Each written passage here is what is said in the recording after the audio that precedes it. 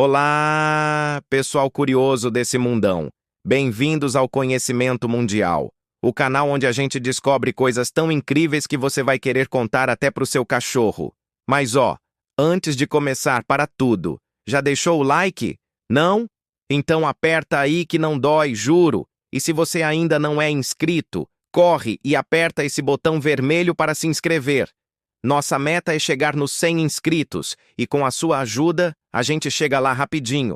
Não esquece de ativar o sininho, porque senão o YouTube esconde meus vídeos de você e a gente não quer isso, né? Agora sim, bora aprender, rir e viajar pelo conhecimento. Vem comigo!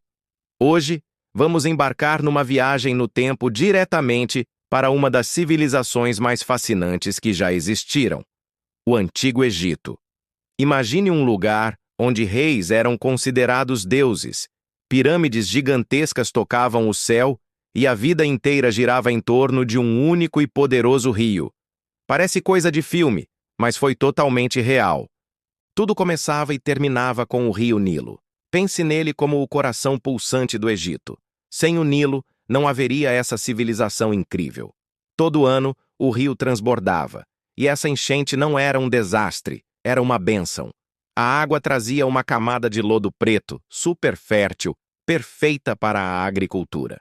Era essa terra rica que permitia aos egípcios plantar de tudo: trigo para fazer pão e cerveja, cevada, legumes e muitas frutas.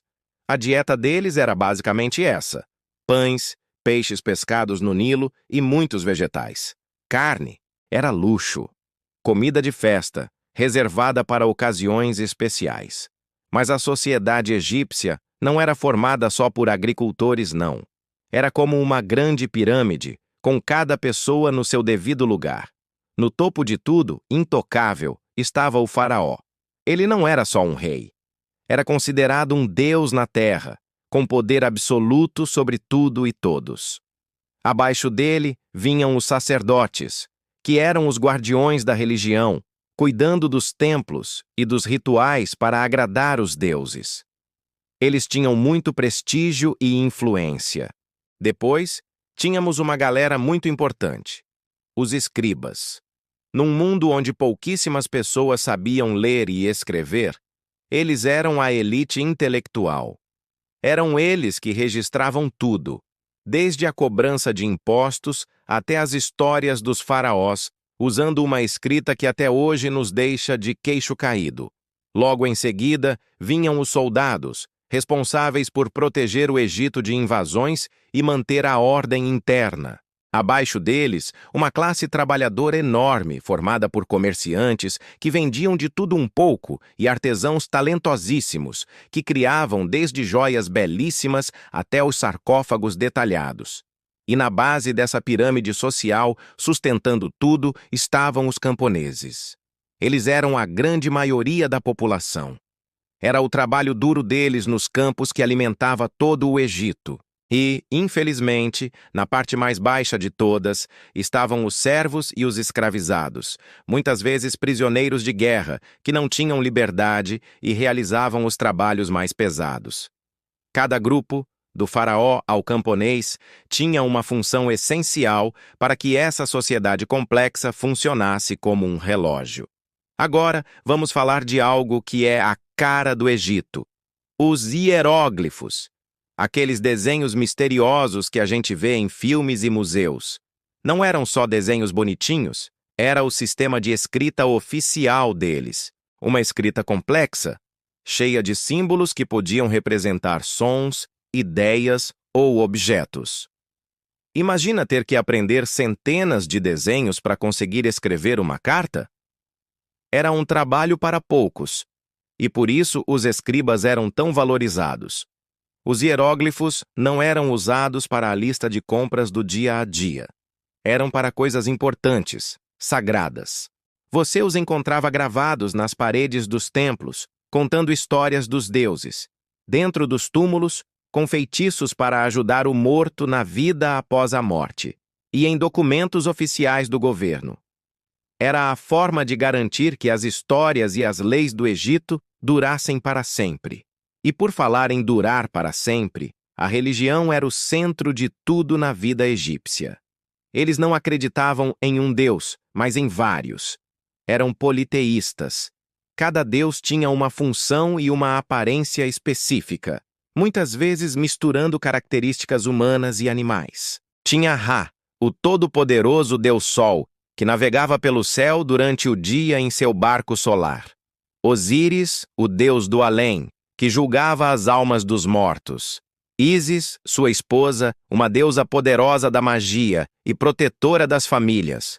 E como esquecer de Anubis, o deus com cabeça de chacal, que era o guardião dos cemitérios e o mestre da mumificação.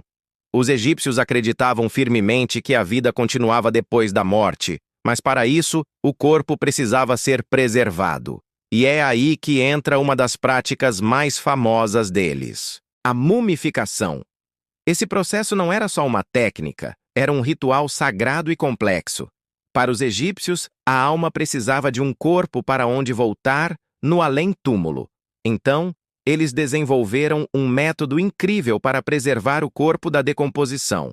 Primeiro, retiravam os órgãos internos como cérebro, pulmões e fígado, deixando apenas o coração, que eles acreditavam ser o centro da inteligência e das emoções. Depois, o corpo era coberto com um tipo de sal chamado natrão por cerca de 40 dias para secar completamente. Por fim, ele era enrolado em centenas de metros de faixas de linho, e amuletos mágicos eram colocados entre as camadas para proteção. Todo esse processo caríssimo era, na maioria das vezes, reservado para o faraó e os nobres. Mas e a vida cotidiana? Como eles se vestiam? Como eram suas casas?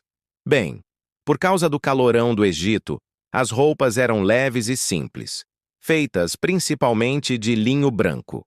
Os homens geralmente usavam uma espécie de saia curta, enquanto as mulheres usavam vestidos longos e justos. E uma coisa muito legal é que todo mundo, homens e mulheres, adorava se enfeitar. Usavam muitas joias coloridas, braceletes, colares e, sim, maquiagem. Principalmente o famoso delineador preto nos olhos, o kohl. Não era só por beleza. Eles acreditavam que a maquiagem protegia os olhos do sol forte e tinha propriedades mágicas. As casas da maioria da população eram simples, feitas de tijolos de barro seco ao sol, um material barato e abundante. Elas tinham pouquíssimos móveis, geralmente apenas algumas esteiras para dormir e caixas de madeira para guardar pertences. Uma curiosidade é que a cozinha, por causa do calor e da fumaça, ficava geralmente do lado de fora da casa, em um pátio. As casas dos ricos, claro, eram bem maiores, com vários cômodos, jardins e até paredes pintadas. Os egípcios não eram apenas religiosos e agricultores. Eles eram gênios da sua época. A cultura e a arte que eles produziram são de tirar o fôlego. Eram construtores espetaculares. As pirâmides e os templos que eles ergueram há milhares de anos ainda estão de pé, desafiando o tempo. E não pense que foi na base da força bruta. A construção das pirâmides, por exemplo, exigiu um conhecimento de matemática e astronomia absurdamente preciso.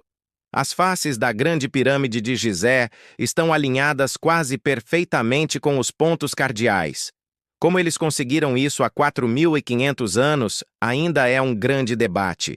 Além de arquitetos, eram artistas fantásticos, criando estátuas, pinturas e joias de uma beleza impressionante, e excelentes matemáticos que desenvolveram sistemas para medir terras e calcular impostos. Então, para resumir essa viagem incrível, podemos dizer que os egípcios eram um povo extremamente inteligente, organizado e profundamente espiritual. Eles construíram uma sociedade próspera às margens do Nilo, adoravam um panteão de deuses fascinantes, acreditavam com todas as forças na vida após a morte e nos deixaram um legado de arquitetura, arte e conhecimento tão poderoso que, até hoje, o mundo inteiro se encanta e se intriga com a sua história. E aí, missão de hoje cumprida.